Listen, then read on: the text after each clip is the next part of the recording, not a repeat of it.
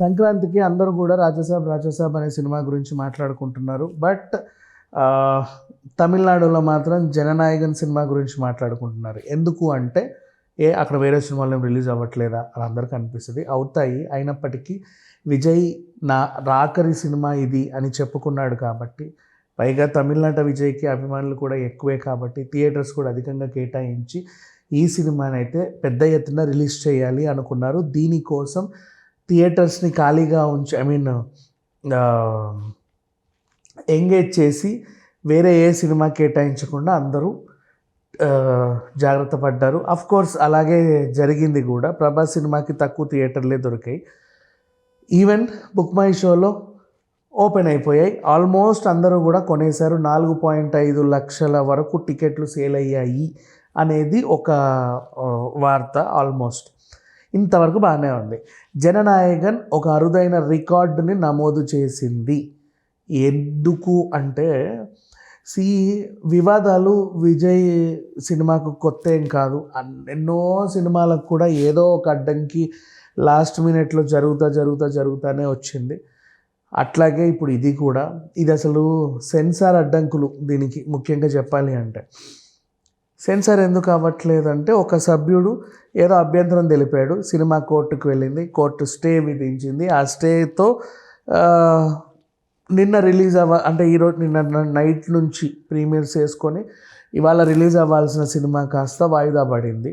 సరే, ఒక వ్యక్తి రాజకీయాల్లోకి వస్తున్నాడు అంటే అధికారంలో ఉన్న పార్టీ అయినా, స్టేట్ పార్టీ అయినా, నేషనల్ వైజ్ ఉండే పార్టీ అయినా ఏదో ఒక విధంగా ఇబ్బందులు పెట్టడం అందరికీ సర్వసాధారణం, తెలిసిన విషయమే.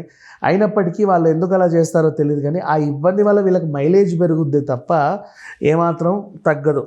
సో ఇప్పుడు ఏమొచ్చింది, మా హీరో సినిమా కావాలనే, అంటే ఎట్లా తొక్కిసలాట ఘటన గుర్తుందా? మళ్ళీ సిబిఐకి సవాల్ చేశారు, ఎవరో కావాలనే మా ఇమేజ్ డ్యామేజ్ చేయడానికే తొక్కిసలాట జరిపించారు అని చెప్పేసి. సేమ్ అలాగే మా హీరో సినిమా కావాలనే రిలీజ్ ఆపేశారు. ఆ సెన్సార్ సభ్యుల్లో నేషనల్ వైజ్ రూలింగ్లో పార్టీలో ఉన్న వ్యక్తి ఎవడో ఉన్నాడు, స్టేట్ వైజ్ రూలింగ్ పార్టీలో ఉన్న వ్యక్తి ఎవరో ఉన్నారు. మరి ఎన్నెన్నెన్నెన్నో సినిమాలు రిలీజ్ అవుతున్నాయి. అధిక రక్తపాతాలు ఉన్న సినిమాలు, అవి ఇవి ఏవి పడితే అవి రిలీజ్ అవుతున్నాయి. శృంగార సినిమాలు కూడా.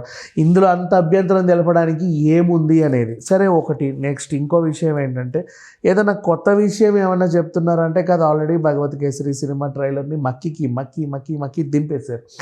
భగవత్ కేసరిలో ఏమన్నా అభ్యంతరకరమైన సన్నివేశాలు అంటే ఏమీ లేవు. తీసింది కూడా నీట్గా అనిల్ రావిపూడి తీశాడు. చాలా అందమైన సినిమా, చాలా బాగుంది. అతని రెగ్యులర్ కామెడీ జోనర్ నుంచి దూరమై కొంచెం ఎమోషనల్గా తీసుకెళ్ళాడు. ఒక మంచి మెసేజ్ ఉంది. స్టేట్ వైజ్గా, నేషనల్ వైజ్గా ప్రతి తల్లి, ప్రతి చెల్లి, ప్రతి ఒక్కరు వాళ్ళ చిన్నపిల్లలకి చూపించాల్సిన సినిమా. అంత మంచి సినిమా అది. బట్ ఎందుకో ఏదో చిన్న అభ్యంతరం వల్ల ఈ సినిమా లాస్ట్ మూమెంట్లో ఆగిపోయింది. ఇప్పుడు అరుదైన రికార్డు గురించి మాట్లాడుకుందాం. సినిమా చరిత్రలోనే ఫస్ట్ టైం ఇన్ని లక్షల టికెట్లు రీఫండ్ అవ్వడం. బుక్ మై షో ఇప్పుడు అప్పటి వరకు కొన్న టికెట్స్ అన్నీ వీళ్ళు రీఫండ్ చేస్తున్నారు. బుక్ మై షో చరిత్రలోనే ఫస్ట్ టైం అంట ఇంత లెవెల్లో బుకింగ్స్ ఓపెన్ అయ్యి తర్వాత అందరికీ రీఫండ్ చేయడం. సరే, ఏదో మొత్తానికైతే చేసేసారు, పర్వాలేదు.